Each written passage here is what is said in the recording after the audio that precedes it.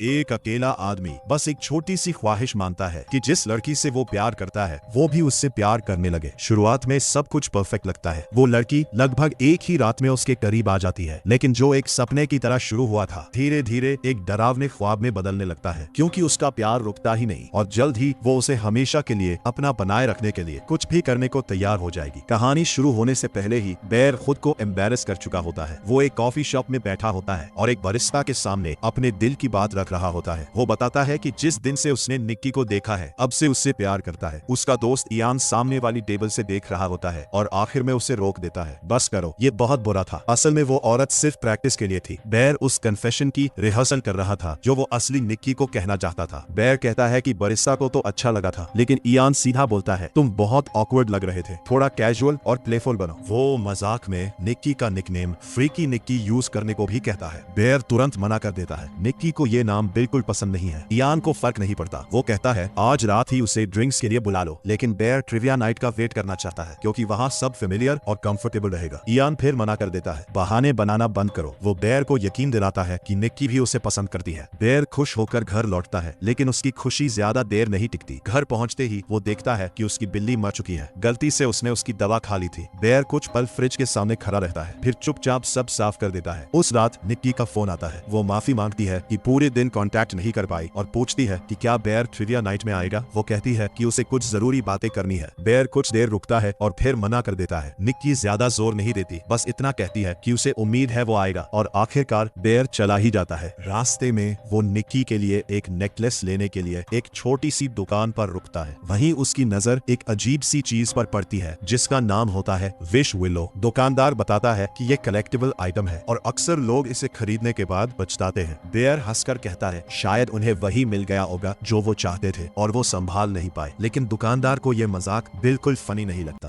Bear फिर भी wish willow खरीद लेता है। ट्रिविया नाइट में इयन उससे फिर कहता है कि आज ही निक्की से अपनी फीलिंग्स बता दे। बेयर निक्की के साथ शॉट्स लेने जाता है और दोनों के बीच नेचुरली बात होने लगती है, लेकिन फिर भी वो कुछ कह नहीं पाता। तभी बाकी लोग आ जाते हैं और वो मोमेंट खत्म हो जाता है। रात के एंड में निक्की कहती है कि वो थक गई है। बेयर उसे घर छोड़ने जाता है। रास्ते में निक्की खुलकर बात करती है। वो कहती है कि उसे अपनी जिंदगी में एक बड़ा बदलाव चाहिए और बेयर ही एक ऐसा इंसान है जिससे वो ये सब कह सकती है, लेकिन बेयर उसकी बात ढंग से सुन ही नहीं रहा होता। वो अपने ही ख्यालों में खोया होता है। घर के दरवाजे पर निक्की कैजुअली बताती है कि एक लड़का है जिसे वो काफी टाइम से पसंद करती है और इस बारे में किसी को नहीं पता। माहौल एकदम बदल जाता है। बेयर उसे रोकता है और कुछ कहने की कोशिश करता है, लेकिन उसके मुंह से एक शब्द भी नहीं निकलता। निक्की मुड़कर जाने लगती है। घबराहट में बेयर उसे पुकारता है फ्रीकी निक्की। निक्की रुक जाती है, पलटकर देखती है और साफ साफ कहती है कि दोबारा कभी उसे इस नाम से मत बुलाना। फिर वो सीधा पूछती है क्या वो लड़का मुझे पसंद करता है, लेकिन बेयर फिर भी कुछ नहीं बोल पाता। निक्की घर के अंदर चली जाती है। बेयर अपनी कार में अकेला बैठा रह जाता है, समझ नहीं पाता कि उसने अभी अभी अपने साथ क्या कर दिया। तभी उसकी नजर पास रखे विश विलो पर पड़ती है। वो उसे उठाता है, तोड़ देता है और विश करता है कि निक्की उसे दुनिया की किसी भी चीज से ज्यादा प्यार करे। कुछ नहीं होता, लेकिन जब वो ऊपर देखता है तो निक्की अपने घर के सामने बिल्कुल सीधी खड़ी उसकी तरफ घूर रही होती है। वो बेयर को अंदर बुलाती है। एक पल के लिए लगता है जैसे उसे खुद एहसास हो रहा हो कि वो अजीब बिहेव कर रही है, लेकिन अगले ही पल सब नॉर्मल हो जाता है। फिर वो फैसला करती है कि वो बेयर के साथ उसके घर चलेगी। बेयर कहता है कि जरूरत नहीं है। निक्की अचानक रो पड़ती है। वो कहती है कि उसके पापा मर रहे हैं और वो अकेले नहीं रह सकती। दोनों बेयर के घर पहुंच जाते हैं। दोनों के बीच नजदीकियां बढ़ने लगती है, लेकिन अचानक निक्की डर कर पीछे हट जाती है। वो इसे पैनिक अटैक का नाम देती है और सब खत्म हो जाता है। उस रात बेयर इंटरनेट पर विश विलो के बारे में सब कुछ ढूंढता है। कुछ लोग इसे असली बताते हैं, कुछ इसे फ्रॉड। कोई भी जवाब उसकी मदद नहीं करता। अगली सुबह जब वो उठता है निक्की बेड पर नहीं होती। वो उसे किचन में पाता है जहाँ वो उसकी मरी हुई बिल्ली के पास बैठकर उसके साथ कोई अजीब सा फेयरवेल रिचुअल कर रही होती है। बेयर उससे कुछ नहीं पूछता। ऑफिस में इयन बेयर को अलग ले जाता है और बेयर उसे सब कुछ बता देता है। इयन का सीधा जवाब होता है शायद उसने कोई ड्रग्स लिए हो, उसे डॉक्टर के पास ले जाओ। उस शाम बेयर देखता है कि निक्की उसके साथ नहीं बल्कि इयन के साथ चली गई है। रात को बेयर के दरवाजे पर नॉक होती है। निक्की वापस आई होती है। वो माफी मांगती है और कहती है कि पिछली रात उसने कुछ ले लिया था। फिर वो रुक कर कहती है कि उसे पता है बेयर उसे पसंद करता है और वो भी उससे प्यार करती है काफी टाइम से। उस दिन के बाद दोनों रिलेशनशिप में आ जाते हैं। अच्छे दिन, देर रात तक बातें, मूवीज। बेयर हर पल से प्यार करता है, लेकिन एक शाम डिनर के दौरान बेयर निक्की के पापा के बारे में पूछ लेता है। निक्की बात टाल देती है। तभी बेयर का फोन बजता है। इयान बताता है कि निक्की के पापा को कैंसर नहीं है, वो बिल्कुल ठीक है और रोज काम पर जाते हैं और कुछ हफ्तों पहले निक्की ने सारा से साफ कहा था कि वो बेर को सिर्फ एक छोटे भाई की तरह देखती है। बेर फोन रखकर वापस बैठ जाता है। कुछ बोलने से पहले निक्की उसे एक गिफ्ट देती है जो उसकी माँ की निशानी होती है। वो कहती है कि वो बेर से दुनिया में सबसे ज्यादा प्यार करती है। बेर धीरे से गिफ्ट टेबल पर रख देता है और पूछता है, क्या तुम्हारे पापा को सच में कैंसर था? निक्की उसे घूरती है और फिर बार बार नहीं कहते हुए हंसने लगती है। और उसके बाद सब कुछ बहुत जल्दी और बहुत ज्यादा खराब होने लगता है। अगली सुबह